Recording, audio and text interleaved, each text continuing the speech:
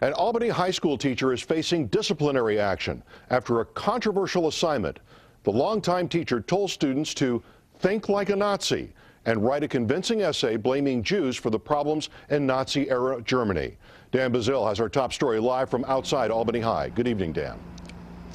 Jim, good evening. Well, I can tell you this is what most people here are talking about at Albany High School. In fact, people walking out of here knew exactly why we were here. This was supposed to be an assignment about history, but instead it's teaching some students here about how this issue is still very sensitive today.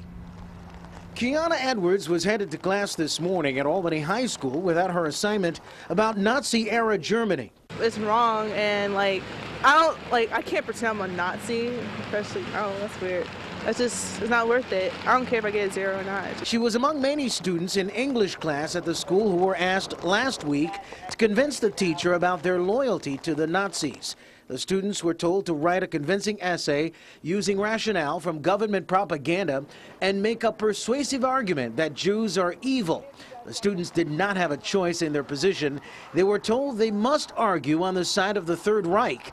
Edwards was not the only one who refused. I was just like, do you really expect me to do this? No, I'm not going to do it. That's too much. Some parents found out and word of the assignment spread and went to the superintendent. I thought the assignment was ill-conceived. I thought it was inappropriate. Superintendent Marguerite Vanden Wyngaard held a press conference at the Jewish Federation saying the Albany School District values and celebrates diversity deeply and works actively against intolerance. And as a result of this misjudgment, we will rededicate ourselves to ensuring that we actively work against prejudice in all forms. She says the district and the Anti-Defamation League will now develop training programs this year for students and staff to make sure it doesn't happen again.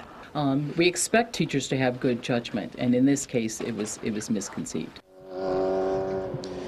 This was supposed to be an assignment for 10th graders. The school is not telling us who the teacher is.